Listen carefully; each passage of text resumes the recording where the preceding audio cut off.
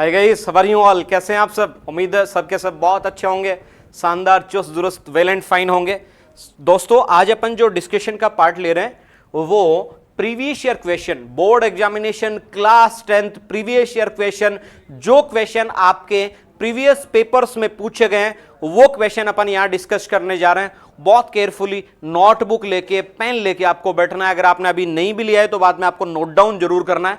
एक एक क्वेश्चन को केयरफुली देखना है, क्या आपके पेपर का लेवल होता है, क्या स्टैंडर्ड होता है, कैसे सोल्व करना है, क्या अप्रोच होती है, सब्जेक्टिव क्वेश्चन कैसे करना है, ऑब्जेक्टिव क्वेश्चन कैसे करना है। पूरा वीडियो कंप्लीट बिगिनिंग से एंडिंग तक पूरा देखना है बहुत केयरफुली। तो प्यारे दोस्तों, सबसे पहला क्वेश्चन अपने पास चैप्टर फर्स्ट रियल नंबर से है, और रियल नंबर में जो क्वेश्चन अपन ये ले रहे हैं वो सारे के सारे आपके क्वेश्चन ईयर 2025 में आए हुए क्वेश्चन ले रहे हैं दोस्तों पहले। उसके बाद क्वेश्चन पूरे आगे के पूरे क्वेश्चन आपको पीडीएफ के थ्रू मिल भी जाएंगे और डाउट सेशन भी हो जाएगा और सॉल्यूशंस भी उनके आपको मिल जाएंगे। बहुत केयरफुली चलना है। पहला क्वेश्चन दोस्तों अपने पास क्वेश्चन है, if -1 raised to the power n plus -1 raised to the power 8 is equal to 0, then n is, n का वैल्यू पूछा है बेटा कि n कैसा होगा, मतलब n का वैल्यू इस तरीके से पूछा है कि क्या ये पॉजिटिव इंटीजर होगा, नेगेटिव इंटीजर होगा, ऑड नंबर होगा कि इवन नंबर होगा। तो प्यारे बच्चों, -1 की पावर 8 जब करोगे तो कोई भी नेगेटिव नंबर हो, अगर उसकी पावर आप इवन कर देते हो तो वो पॉजिटिव बन जाता है। और 1 की पावर कितनी भी करो भाई, 1 रहने वाला है। 1 की पावर कितनी भी करो 1 रहने वाला है। तो -1 की पावर 8 क्या हो जाएगा बेटा, +1। अब इधर से -1 आना चाहिए, क्योंकि +1 में -1 ऐड करोगे तभी तो 0 आएगा। इधर से -1 कब आएगा भाई, जब यहां -1 की पावर जो n लिखा हुआ है ये एक ओड नंबर हो। क्या हो बेटा जी, ओड नंबर। क्यों सर, क्योंकि -1 की पावर ओड होगी ना बेटा, तभी -1 बाहर आएगा। अगर -1 की पावर इवन हो जाएगी तब तो वो +1 बन जाएगा। तो +1 बन जाता तब तो 1 और 1 2 होता, तो यहां 2 लिखा हुआ आना चाहिए था, जबकि यहां कितना है 0। तो ये -1 तभी बनेगा जब n कैसा हो अपने पास, ओड हो। n कैसा हो, ओड हो। ठीक है सर। तो फर्स्ट क्वेश्चन का आंसर अपना कौन सा हो गया बेटा, सी हो गया। Option C is correct. Next, अगले पे चलते हैं। नेक्स्ट क्वेश्चन आपके सामने है, बहुत केयरफुली देखना है सबको और फिर समझना है, प्रयास करना है, अपने से करने की कोशिश करनी है। आप वीडियो पॉज करके भी अपना सॉल्यूशन करने का प्रयास कर सकते हैं और बाद में समझने की कोशिश कर सकते हैं। और अभी साथ साथ नहीं भी लिखना है तो चाहे बाद में लिख लो आप, लेकिन लिखना जरूर है आपको। पीडीएफ आपको टेलीग्राम में मिल जाएगी, टेलीग्राम चैनल का लिंक आपको वीडियो के नीचे डिस्क्रिप्शन में मिल जाएगा। तो पीडीएफ ले लेना चाहे, और उसके बाद आप उसके या तो उसकी फोटोकॉपी निकलवा लेना या फिर उन क्वेश्चन को आप लिख लेना। ठीक है। सेकेंड क्वेश्चन देखो क्या है, which of the following can not be the unit digit of, ये है बेटा जी 8 raised to the power n, where n is a natural number। ये भी आपका प्यारे बच्चों 2025 में आया हुआ क्वेश्चन है। तो मुझे बताओ 8 की पावर क्या नहीं हो सकती सर, 8 की पावर n करने पर कौन सा यूनिट डिजिट नहीं आ सकता, तो 0 नहीं आ सकता। नहीं आ सकता वाला पूछा है ना, क्यों सर, क्योंकि किसी भी इवन नंबर की कुछ भी पावर कर दो, इवन नंबर को कितनी भी बार मल्टीप्लाई कर दो इवन ही आएगा। अरे आएगा कि नहीं आएगा, इवन तो आएगा सर, लेकिन 0 तब तक नहीं आएगा जब तक उसमें 5 फैक्टर के रूप में नहीं हो।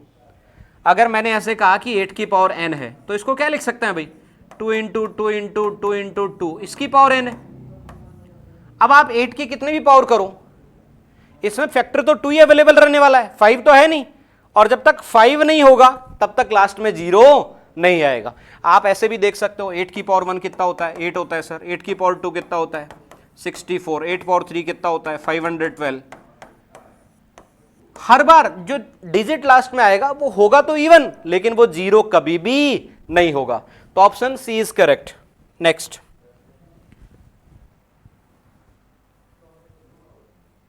क्वेश्चन 3, बहुत खूबसूरत, बहुत अच्छा क्वेश्चन आपके सामने। ट्राई करो देखे सबके सब, वीडियो को पॉज करके ट्राई कर सकते हो आप, सबको ट्राई करना है, कोशिश करनी है भाई पूरी ईमानदारी से। अगर आपने ट्राई कर लिया हो तो फिर अपन आगे चलते हैं। देखो ध्यान से देखना। If x is the LCM of 4, 6, 8 and y is the LCM of 3, 5, 7 and p is the LCM of x and y, then which of the following is true? ये पूछा है। और फिर p is equal to 35x, p is equal to 4y, p is equal to bx, p is equal to 16y, ये given है। तो प्यारे बच्चों ध्यान से देखते हैं, समझने की कोशिश करते हैं। सबसे पहले तो एलसीएम निकाल लेते हैं भाई। किसका एलसीएम सर? अच्छा 4, 6, 8 का क्या होगा बताओ। देखिए ऐसा नंबर जो 4 की टेबल में भी आए, 6 की टेबल में भी आए, 8 की टेबल में भी आए, फैक्टराइजेशन करके भी कर सकते हो आप। बहुत सारे तरीके एलसीएम के आपको सिखाए हुए हैं क्लासरूम में, और आप किसी भी तरीके को अपना सकते हैं। लेकिन ये तो बहुत आसान है। ऐसा छोटे से छोटा नंबर, स्मॉलेस्ट नंबर जो 4 की 6 की 8 की 4 की 6 की 8 की तीनों की टेबल में है, तो कौन सा होगा भाई? 24 होगा। बताओ भाई होगा कि नहीं होगा? क्योंकि 4 and 6 का तो 12 में भी चला जाएगा, लेकिन 8 का नहीं जाएगा। फिर एलसीएम और लेते हैं सर। किन किन नंबर्स का सर? 3, 5 and 7 का। अब तीनों प्राइम नंबर है, तीनों प्राइम नंबर है तो तीनों का मल्टीप्लीकेशन। 3, 5 जा 15, क्योंकि कॉमन तो कुछ है नहीं। 15, 7 जा 105, ये आ गया सर। अब सर बोला गया था कि 4, 6, 8 का जो एलसीएम है ना वो x है सर, उसका नेम क्या है? x है। 3, 5, 7 का जो एलसीएम है उसका नेम क्या है सर? y है सर। ओके, और फिर कहा गया कि x एंड y का एलसीएम है ना वो p है। अब LCM of x and y देखते हैं। प्यारे बच्चों मुझे एक चीज बताओ, ये एक नंबर लिखा हुआ है 24, ये 105, क्या इसमें कोई कॉमन फैक्टर है जो दोनों में आ रहा है? तो सर दोनों का डिजिट का सम देखो, इसका 6 है, इसका भी 6 है, दोनों में 3 का डिवाइड जा रहा है, उसको अलग कर लो। और आपको पता ही है कि 3 से मल्टीप्लाई यहां किया तो था ही अपन ने, 6 में भी 3 था, यहां भी 3 है, बाकी तो कुछ कॉमन है नहीं। तो इसको क्या लिख सकते हो? 35 into 3, और इसको क्या लिख सकते हो? 8 into 3। अब देख लो 3 डबल आ रहा है, 2 बार आ रहा है, बस एक बार करना है, और बाकी कोई नंबर में कॉमन है नहीं। या एलसीएम में आप ये देख लो कि सारे नंबर लेने होते हैं और पावर आपको बड़ी वाली लेनी होती है। अब बताओ एलसीएम क्या होगा sir? 3 multiply by 8 multiply by 35, 3 multiply by 8 multiply by 35। अब बताओ 3 8 जा कितना होता है प्यारे बच्चों? 3 8 जा कितना होता है? 3 8 जा सर 24 होता है। 24 मल्टीप्लाई बाई 35।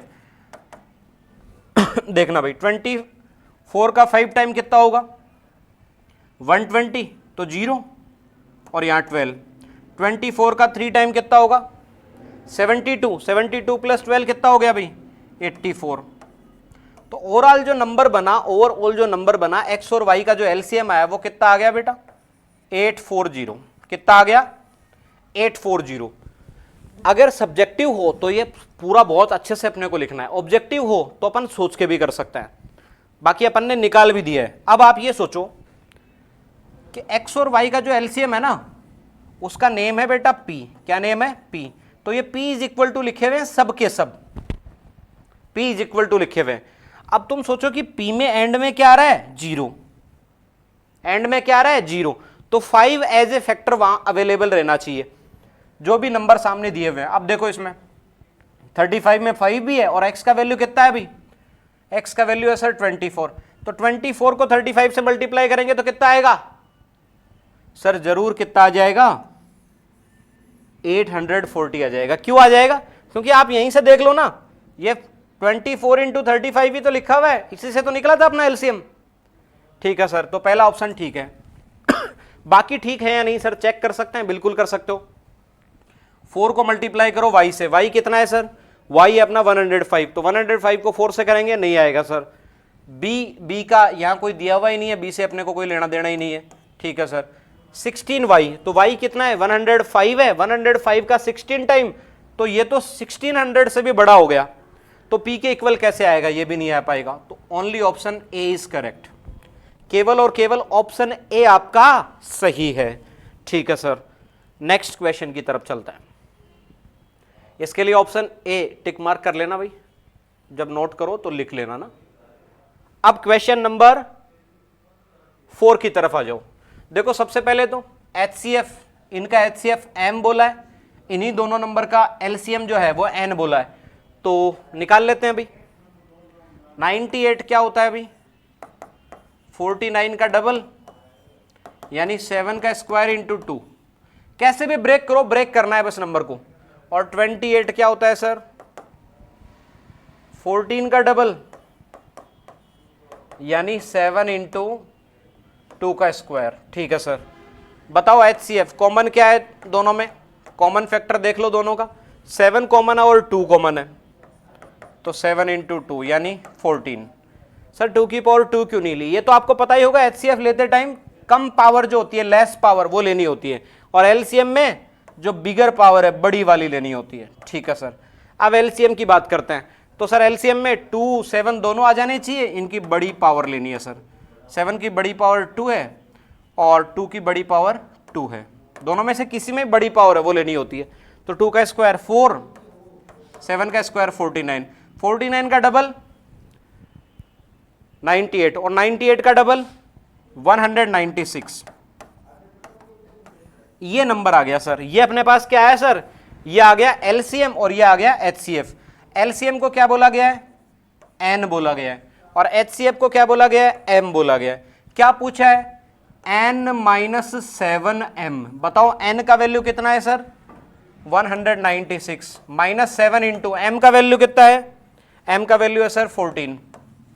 बताओ 14 7 जा 98, तो 196 में से अगर 98 जाएगा तो बेटा कितना बचेगा, 98। कौन सा ऑप्शन ठीक होगा, option C is correct, option C आपका बिल्कुल सही आंसर होगा। ऑब्जेक्टिव क्वेश्चन था, सोल्व करने की ज्यादा दिखाने की जरूरत नहीं है, सोच के भी कर सकते थे, मेंटल कैलकुलेशन कर सकते हो, और रफ नोटबुक में मैंने तो आपको समझाने के लिए ऐसे थोड़ा लिखा है, आप इसे मेंटल कर पाओ तो मेंटल कर सकते हो, अदरवाइज शॉर्ट वे में लिख के फिर कर सकते हो। ऑब्जेक्टिव क्वेश्चन में आपको बहुत ज्यादा सोच विचार करने की जरूरत नहीं है, सब्जेक्टिव में आपको लिखना भी पड़ता है, लैंग्वेज का भी ध्यान रखना पड़ता है। तो इसका ऑप्शन कौन सा ठीक हो गया भाई, सी ठीक हो गया। फिर अगला नेक्स्ट क्वेश्चन प्यारे बच्चों, नेक्स्ट है the greatest number which divides 70, 125 leaving remainders 5 and 8 respectively is. तो बेटा रिमाइंडर बच रहे हैं, 5 बच रहा है, 8 बच रहा है। 5 तो कब बच रहा है, जब 70 को डिवाइड कर रहे हैं, और 8 कब बच रहा है, जब आप 125 को डिवाइड कर रहे हैं। तो प्यारे बच्चों जो बच रहे हैं वो हटा दो सबसे पहले, तो भाई बच रहे हैं तो बचा क्यों रहे हो, यहां तक पूरा पूरा डिवाइड जा रहा है। तो ऐसा ग्रेटेस्ट नंबर, ऐसा बड़े से बड़ा नंबर बताना है जो दोनों को डिवाइड कर दे। तो बताओ 65 क्या होता है, 13 5 जा होता है, और 117 क्या होता है, बोलो 13 9 जा। अब आप मुझे बताओ दोनों में कौन सा नंबर कॉमन है बड़े से बड़ा, तो 13 है, 13 दोनों को डिवाइड कर रहा है, तो आंसर कितना हो जाएगा, 13 हो जाएगा। HCF निकालना था, जो रिमाइंडर बोला गया था वो माइनस करके फिर HCF निकालना था। अब डायरेक्ट HCF का क्वेश्चन होता तो मैं इसको स्किप कर देता, लेकिन इसमें रिमाइंडर की बात करी गई थी, तो पहले अपन ने वो माइनस कर दिया, फिर जो बचे हुए नंबर है उनका HCF निकाल दिया। HCF LCM निकालना आपको आना चाहिए भाई, नहीं आता है तो आप बेसिक पहले कवर करो, उसके बाद आगे की बातें करो। ठीक है सर, और नहीं आता है तो कमेंट में लिख सकते हो, क्लास उसकी कंडक्ट कर देंगे, अलग से उसकी क्लास लगा देंगे, और तो क्या कर सकते हैं भाई, सेशन ले आएंगे उस पर ना। ठीक है सर, लेकिन मैं ये उम्मीद के साथ ही आया हूं कि बेसिक आपको basic calculation, basic multiplication, LCM HCF लेना आता होगा ना, ये सोच के ये अपन चल रहे हैं। ठीक है सर, अब नेक्स्ट क्वेश्चन पे चलते हैं प्यारे बच्चों। नेक्स्ट क्वेश्चन बड़ा ही शानदार क्वेश्चन है, क्वेश्चन नंबर 6। बहुत केयरफुली देखना है, समझना है और प्रयास करना है, सॉल्व करने की कोशिश करनी है प्यारे बच्चों। देखो इसमें दे रखा है, असर्शन ए दे रखा है, for any two prime numbers P and Q their HCF is 1 and LCM is P plus Q। जब इतनी बात आपने देखी ना प्यारे बच्चों, बस यही हो गया गड़बड़।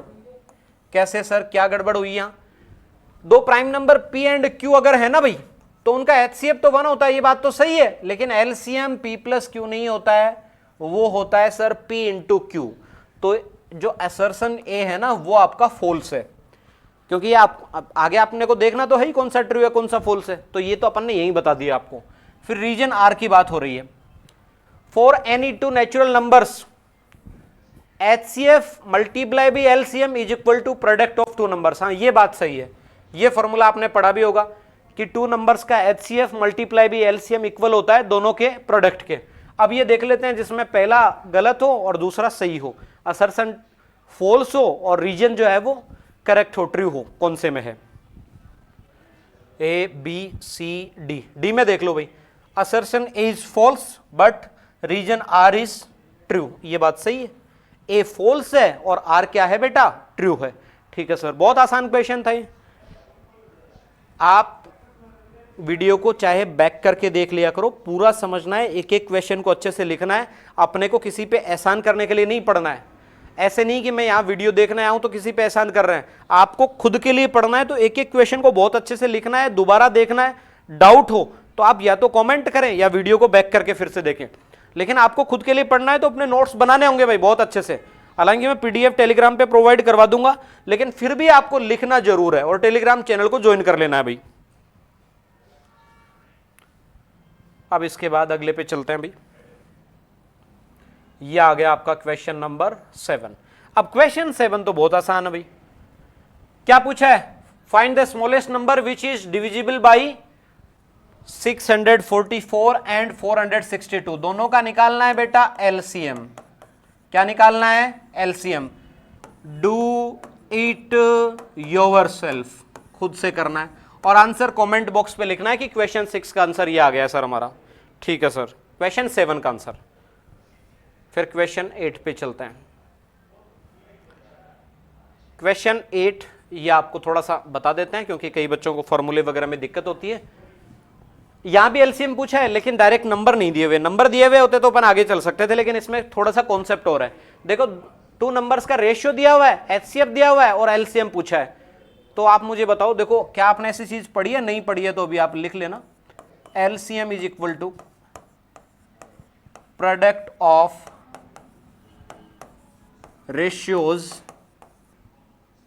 Of ratios multiply by HCF। ये होता है भाई LCM is equal to product of ratios multiply by HCF। बताओ रेशियो का प्रोडक्ट, दोनों का मल्टीप्लाई कर दो। 4 मल्टीप्लाई बाई 5 और मल्टीप्लाई बाई HCF कितना है भाई? 11 है। कितना आ गया बेटा? 20 इंटू 11। 11 2 जा 12 और आगे 0। क्या आएगा LCM?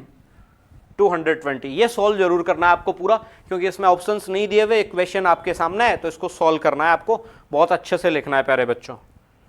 चलो आंसर कितना आ गया? 220। अब अगले पे चलते हैं। अच्छा, जब आप लिखो ना तो आपको पूरी लैंग्वेज लिखनी है। कैसे लिखनी है मैं एक बार फिर से बता देता हूं। गिवन लिखोगे, फिर रेशियो ऑफ नंबर्स, फिर HCF, फिर LCM is equal to question mark. उसके बाद जो अपन ने फॉर्मूला लिखा वो लिखोगे, उसमें वैल्यू पुट करोगे, पूरे नंबर आपको मिलेंगे, कोई चिंता वाली बात नहीं है। क्वेश्चन नंबर 9 पे आ जाते हैं भाई। बहुत खूबसूरत, शानदार जबरदस्त क्वेश्चन, शानदार जबरदस्त क्वेश्चन आपके सामने है। तो प्यारे बच्चों, सब इसे सबसे पहले तो पढ़ोगे और फिर सोल्व करने का प्रयास करोगे। और मैं यहां लिखूंगा कम, लेकिन जो लैंग्वेज है वो मैं बोल दूंगा यहां से, और आप उसको नोट करेंगे जब आप अपनी नोटबुक में लिखेंगे तो, या याद रख लोगे तो भी कोई बात नहीं है, बट लिखना बेटर है ना। देखो, सबसे पहले तो जो क्वेश्चन है ये तो पढ़ना है ना, इसमें तो कुछ याद करने वाली चीज नहीं, क्वेश्चन तो अपने सामने आता है तो बस उसको देखना है। 3 sets of physics, chemistry and mathematics books have to be stacked in such a way. Stacked यानी उनके ढेर बनाने हैं भाई, अलग अलग ढेर बनाने हैं, ठीक है। That all the books are stored subject wise and the height of each stack is same, यानी सेम सब्जेक्ट की बुक्स एक साथ रहें और सबकी हाइट भी सेम रहे, ठीक है sir. The number of physics books is 144, the number of chemistry books is 180, the number of mathematics books is 192, assuming that the books are of same thickness। ऐसा नहीं है कि कोई मोटी है कोई पतली है, कि ढेर आपका कोई बड़ा हो गया कोई छोटा, सब सेम है, सब बुक्स की साइज सेम है, सबकी थिकनेस सेम है। फिर आगे पूछा है determine the number of stacks of physics chemistry and mathematics book, कितने कितने ढेर बनेंगे अगर गिवन कंडीशंस के अकॉर्डिंग अपन चलें तो जब भी ऐसा क्वेश्चन आए तो प्यारे बच्चों आपको HCF निकालना होता है। जैसे आपको किसी ने कहा कि आपके पास, एग्जांपल ले लेता हूं मैं कुछ, 100 बुक है आपके पास मैथ्स की और 200 बुक्स है बेटा फिजिक्स की। अब कहा गया कि इक्वल इक्वल ढेर बनाने हैं आपको, जिसमें ढेर में क्या चीज होनी चाहिए, देखो कंडीशन सब्जेक्ट वाइज, मतलब सेम सब्जेक्ट की एक साथ रहनी चाहिए और हाइट सेम रहनी चाहिए। तो यहां आप क्लियरली बता सकते हो अपन 100 के ढेर बनाएंगे। क्यों भाई? क्योंकि इसमें तो 100 है। अगर आपने मान लो ये फिजिक्स की है तो फिजिक्स की 100 बुक्स रख दिए से, अब मैथ्स की बात करेंगे तो 200 रखेंगे, तब तो वो ढेर ऊपर चला जाएगा। तो 100 मैथ्स की रखोगे और फिर अगली 100 फिर से मैथ्स की रखोगे, तो तीनों ढेर क्या होंगे? इक्वल। यानी क्या देखना है अपने को? HCF देखना है, कॉमन नंबर देखना है। यानी 144 और 180 और 192, इनका देखना है बेटा क्या? HCF देखना है सर। क्या देखना है सर? HCF देखना है सर। तो प्यारे बच्चों आप मुझे बताओ HCF क्या होता है? कॉमन नंबर होता है जो बड़े से बड़ा होता है। ठीक है सर, तो देखते हैं 144 क्या होता है भाई? 12 का स्क्वायर, तो 12 इंटू 12 लिख सकते हैं इसको। 180 क्या होता है? 12 इंटू 15। बेसिक आइडिया आपको होगा, नई आइडिया है तो भी सीख जाओगे समय के अनुसार। 192 क्या होता है? 24 का 8 टाइम।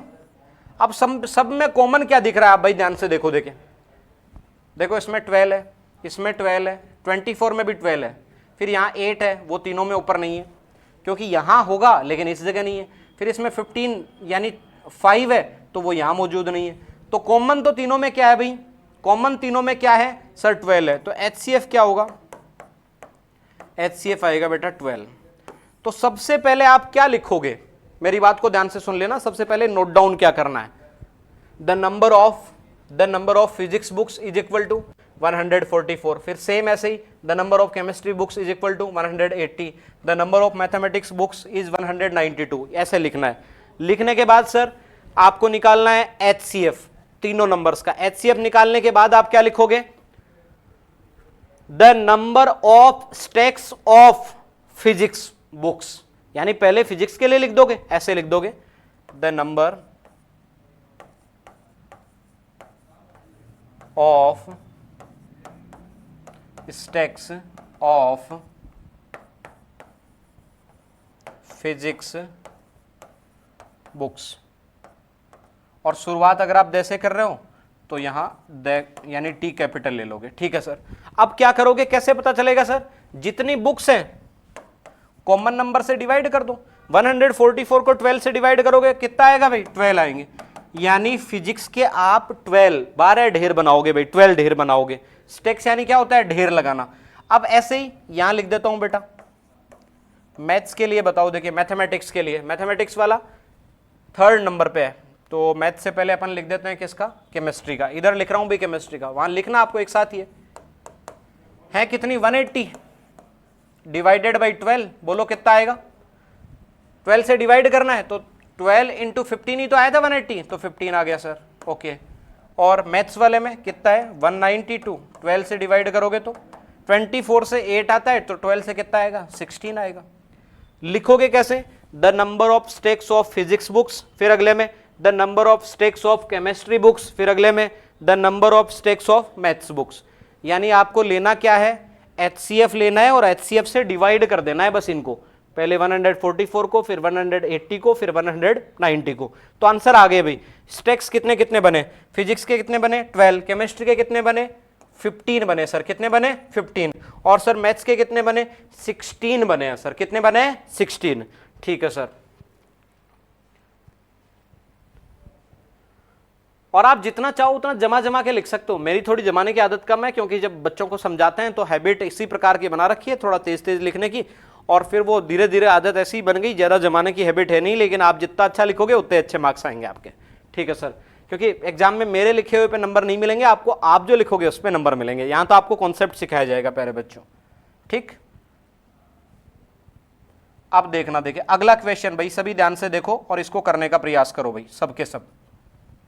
सबके सब इसे ध्यान से देखो और करने का प्रयास करो। देखो दिया हुआ है, let P, Q and R be 3 distinct prime numbers, check whether P, Q, R यानी तीनों मल्टीप्लाई में plus Q is a composite number और नॉट, कॉम्पोजिट नंबर है या नहीं। फिर फर्दर उससे आगे क्या बताना है, give an example of 3 distinct primes P, Q, R। P, Q, R 3 अलग अलग डिस्टिंक्ट प्राइम बताने, उनका एग्जांपल देना है, जिसके लिए पहली बात तो P into Q into R plus one composite बन जाए, दूसरी बात P into Q into R plus one क्या बन जाए, प्राइम बन जाए। पहले अपन पार्ट फर्स्ट कर लेते हैं, फर्दर से पहले जो लिखा हुआ है कि भाई P Q R plus Q composite number है क्या, ये अपने को बताना है। तो देखो भाई P Q R plus Q composite number है या नहीं। देखो इसमें से कुछ कॉमन आ रहा है, क्यू कॉमन आ रहा है सर, अंदर क्या रहेगा, पी आर प्लस वन। अब आप मुझे एक चीज बताओ, जब ये जो नंबर लिखा हुआ है इसमें किस किस का डिवाइड जाएगा, वन का तो सब में जाता ही है, क्यू का भी जाएगा क्योंकि एक नंबर क्यू भी आ गया ना बाहर, और मल्टीप्लाई में क्या आ गया, पी आर प्लस वन। कितने फैक्टर्स हो गए भाई, 3 फैक्टर्स तो क्लियरली दिख रहे हैं। तो अगर किसी भी नंबर के मोर देन 2 फैक्टर्स हो तो वो कैसा नंबर होता है, कॉम्पोजिट नंबर होता है। तो यहां आप क्या लिखोगे कि here 1 Q and P R plus one are the factors of P Q R plus P, so this number is a composite number, ऐसे लिखोगे बेटा। तो पार्ट फर्स्ट हो गया अपने, यहां तक कॉम्पोजिट नंबर ये है ना, यहां तक कर चुके हैं अपन, नोट वाला नहीं है ना, कॉम्पोजिट नंबर है, इस बात को अपन बता चुके हैं। इसके बाद आगे जो बोला गया है वो करते हैं प्यारे बच्चों। अब देखो देखिए ध्यान से, पहला बोला गया अलग अलग नंबर लेने। पहला तो आप ये साबित करो कि P Q R plus one एक कॉम्पोजिट नंबर है, तो ऐसे ही लेने पड़ेंगे भाई। तो ले लेते हैं एग्जाम्पल, पार्ट फर्स्ट कर रहे हैं। लेट मान लेते हैं P3 है, Q5 है और R7 है। जब आप मानो ना, ऐसे लेट करो ना, तो फिर आना भी चाहिए कॉम्पोजिट, नहीं आए तो दूसरे लेट करने हैं फिर। तो रख रहे हैं अपन P की जगह 3, देन बनेगा क्या भाई, PQR प्लस वन क्या बनेगा बताओ देखें। P की जगह 3, Q की जगह 5, R की जगह बेटा जी 7 प्लस वन। बताओ 3 5 जा 15, 15 7 जा 105 प्लस 105 प्लस 1 तो 106। इवन नंबर आ गया भाई, इवन नंबर में 2 का डिवाइड जाता ही है, 1 का हर नंबर में जाता ही है, ईच एंड एवरी नंबर 1 से डिविजिबल होता ही है, और 106 में 106 का खुद का जाएगा ही। तो मोर देन 2 फैक्टर्स आ गए, तो ये नंबर कैसा है, कॉम्पोजिट नंबर है। लास्ट में लिख देना है 106 is a composite number, so PQR plus 1 is a composite number for P is equal to 3, Q is equal to 5 and R is equal to 7। अब कर लेते हैं बेटा इसका कौन सा, सेकेंड पार्ट। कॉम्पोजिट नंबर के लिए आंसर लिख दिया आपने, P3, Q5, R7। अब अपन बात कर लेते हैं सर किसकी, प्राइम नंबर की। तो प्राइम नंबर के लिए अलग नंबर ले लेते हैं सर, जरूर सर, क्यों नहीं लेंगे। देखो P का वैल्यू 2 ले लिया, Q का सर 3 ले लिया और R का ले लिया 5, तीनों प्राइम नंबर ही तो है, लिख देते हैं। बताओ 2 इंटू 3 इंटू 5 प्लस 1, मल्टीप्लाई में चल रहा है, 2 3 जा 6, 6 इंटू 5 30, 30 प्लस 1 31। बताओ 31 कैसा नंबर है, प्राइम नंबर है सर। कैसा नंबर है, प्राइम नंबर है सर। इसका मतलब ये बात भी अपन ने प्रूव कर दी। तो आंसर क्या है, P is equal to 2, Q is equal to 3, R is equal to 5। This is not the only one solution, और भी नंबर हो सकते हैं, एक एग्जाम्पल देना था, आपने ये दे दिया। PQR का आप दूसरे वैल्यूज भी लेते तो वो भी चलते सर। ओके सर, कितने क्वेश्चन हो चुके हैं sir, 10 questions we have completed. Now move to the next one. Next question is in front of you. बहुत आसान क्वेश्चन है, तो बहुत आसान क्वेश्चन है। 0.4 का रूट दे रखा है, बोला है इज और n नेचुरल नंबर है, इंटीजर है, रेशनल है या फिर इर्रेशनल है। तो प्यारे बच्चों इसको समझने का प्रयास करते हैं, देखते हैं, ध्यान से देखना देखिए सभी। ये 0.4 लिखा सर, ये तो बहुत आसान क्वेश्चन है। 4/10 सर, कितना आएगा सर। अब 4/10 है और ऊपर रूट लगा हुआ है, तो रूट की एंट्री करा दो सर। तो 4 का रूट 2 और 10 का रूट 10। अब आपको लिखना है √2 is a rational number but √10 is an irrational number, so overall 2/√10 is an irrational number। देखो कुछ कटपीट रहा नहीं इसमें, ऊपर वाला नंबर रैशनल है, नीचे वाला इर्रेशनल है, तो ओवरऑल कैसा बनेगा बच्चे, इर्रेशनल नंबर बनेगा सर। तो क्वेश्चन नंबर 11 हम कर चुके हैं। ये जो क्वेश्चन अपन ले रहे हैं ये सारे के सारे अपने 2025 एग्जामिनेशन के हैं, ठीक है sir. Question number 12, question number 12 is in front of you guys. Try to solve. तो क्वेश्चन नंबर 12 में आपके पास लिखा हुआ है which of the following is a rational number between √3 and √5. √3 और √5 के बीच में कौन सा ऐसा नंबर है इन दिए हुए ऑप्शंस में से जो इन दोनों के बीच में है और कैसा नंबर है सर? रैशनल भी है. रैशनल कौन सा होता है? जो डेसिमल के बाद रुक जाए किसी भी प्लेस तक जाके. अब पाई का तो आपको पहले से ही पता है इर्रेशनल होता है, तो ये तो वैसे ही गलत हो गया क्योंकि बताना क्या है, रैशनल है. ठीक है सर. अब बचे हुए 3 है, इनमें से देखना है. अब आप ये बताओ √3 का वैल्यू, तो √3 का वैल्यू चलता ही जाता है लेकिन डेसिमल के बाद 2 डिजिट्स तक आप लिख दो ना, इतना पता रहना चाहिए. 1.73. √5 का वैल्यू क्या होता है सर? 2.23. इन दोनों के मिड में इनके बिटवीन वैल्यू कौन सा आ रहा है? देखो 1.4142 ये जो चल रहा है ये तो छोटा हो गया √3 से, तो ये नहीं होगा सर. अपने को तो बिटवीन वाला चाहिए. 2.326 बार ये वाला बड़ा हो गया सर √5 से, ये भी नहीं चलेगा. तो बीच में कौन सा है? Only one, option D. देखो भाई 1.73, तो 1.7 से जस्ट बड़ा कौन है? 1.8. तो 1.7 और 2.2 के बीच में भी आ गया. और नंबर कैसा है? रैशनल है सर. रैशनल का कैसे पता चला?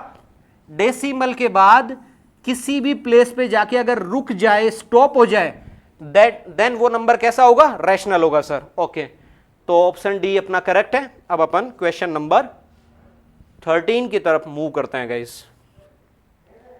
Here is question number 13. सबसे पहले इसे रीड करते हैं. देखो भाई, prove that 5√3 plus 2/3 is an irrational number given that √3 is an irrational number. बहुत आसान है गाइस, मुश्किल नहीं है, बहुत आसान क्वेश्चन है. सबसे पहले देखो जो लैंग्वेज है वो अपन पूरी यहां लिख नहीं रहे हैं, मैं बोल दूंगा, वो आपको लिखना जरूर है लेकिन नोटबुक में. सबसे पहले जो भी दिया हुआ है इर्रेशनल नंबर उसको आपको रैशनल लेट करना है. तो सबसे पहले क्या सोचोगे आप कि sir let 5√3 plus 2/3 be a rational number. Be a rational number. कैसा नंबर है सर? रैशनल नंबर है. ये लेट कर लोगे. फिर आप क्या कहोगे? So it can be written in the form of a/b. इसको किस रूप में लिखा जा सकता है? a/b के फॉर्म में लिखा जा सकता है. तो सर ये अपन ने लिखा 5√3 प्लस 2/3 और किस फॉर्म में लिखा जा सकता है? a/b की फॉर्म में. इधर वाला नंबर प्लस में, उस तरफ जाते ही माइनस में. तो 5√3 is equal to a/b minus 2/3. देखो 5 इधर मल्टीप्लाई में, उस तरफ डिवाइड में. तो सर ये आ गया √3 इज इक्वल टू 1/5 मल्टीप्लाई भी a/b माइनस 2/3. चाहो तो एलसीएम भी ले सकते हो. अब देखो a/b जब अपन ने लिखा है तो a एंड b कैसे नंबर है सर? को प्राइम नंबर्स हैं. और b क्या नहीं है? जीरो नहीं है, क्योंकि नीचे जीरो आने पे अनडिफाइन बन जाता है. ये कंडीशन जरूर अपन साथ में लिखते हैं. ठीक है सर. अब आप मुझे बताओ a एंड b कोई भी दो ऐसे इंटीजर हैं जो को प्राइम है. ठीक है सर. 2 एंड 3 क्लियरली अपने को दिख रहा है. 1 एंड 5 क्लियरली अपने को दिख रहा है. क्या इसमें कोई इर्रेशनल नंबर है? नहीं सर. ये पूरा का पूरा कैसा है? रैशनल है. और ये √3 कैसा है? इर्रेशनल है सर. तो मुझे बताओ क्या कोई रैशनल नंबर इर्रेशनल नंबर के इक्वल हो सकता है? नहीं हो सकता. तो फिर अपन क्या लिखेंगे? 1/5 मल्टीप्लाई भी a/b minus 2/3 is a rational number and √3 is an irrational number. Rational number cannot be equal to irrational number. So our assumption was wrong. या our assumption is wrong. कौन सा assumption? जो अपन ने लेट किया था कि irrational है. और assumption अगर wrong हो गया तो अब नंबर rational नहीं रहा, irrational नहीं रहा, rational नहीं रहा, कैसा हो गया? इर्रेशनल हो गया. अजम्पशन क्या लिया था कि ये रैशनल है और वो बात गलत साबित हो गई. तो फिर लास्ट में लिखेंगे सो 5√3 plus 2/3 is an irrational number. तो प्यारे बच्चों ये क्वेश्चन अपना हुआ. उसके बाद सेम ऐसा ही क्वेश्चन अगला है. ये भी अपना प्यारे साथियों 2025 बोर्ड एग्जामिनेशन क्लास 10th में आया हुआ है.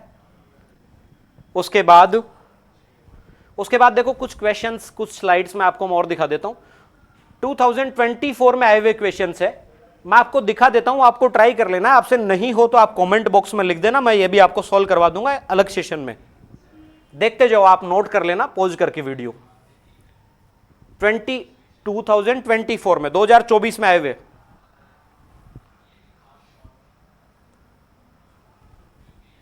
लिखते जाएं, नोट करते जाएं। नोट करना है अपनी नोटबुक में, लिखना है और सॉल्यूशन कट के लिए ट्राई करना है। नहीं हो तो कमेंट बॉक्स में लिखना है। ये अगला क्वेश्चन, ये उससे अगला,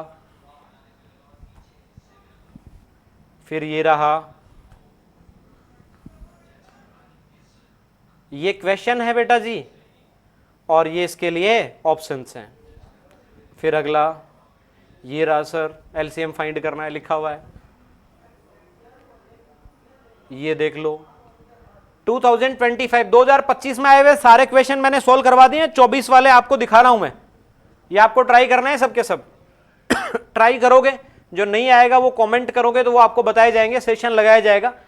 कमेंट्स आते हैं, अगर बहुतायत में खूब सारे बच्चे इच्छुक होते हैं तो जरूर अपन सेशन लगाएंगे अगला। और मान लो एक दो बच्चे को ही अगर कहना है तो वो पर्सनली भी फिर कर सकता है, टेलीग्राम पे भी डालेंगे, ये पीडीएफ भी डालेंगे, और फिर आपको कॉन्टैक्ट नंबर भी शेयर कर दिए जाएंगे, किसी ना किसी वीडियो में दे दिए जाएंगे, तो आप कनेक्ट हो सकते हैं। फिर देखते जाएं भैया, सारे क्वेश्चन प्रीवियस ईयर के क्वेश्चन आपके सामने,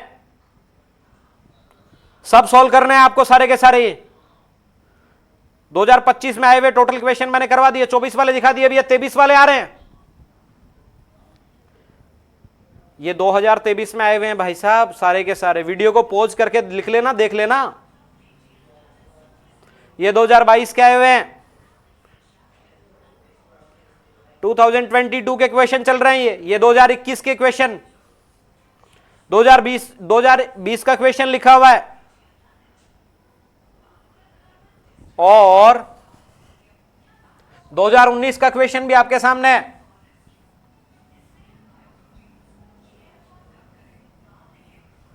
पिछले 7 साल में जितने क्वेश्चन आए हैं सबके सब लिखें टेलीग्राम पे, इनका पीडीएफ आपको मिल जाएगा। प्यारे साथियों, मिलते हैं एक नए सेशन के साथ, तब तक के लिए बाय बाय। ध्यान रखें, ख्याल रखें अपना।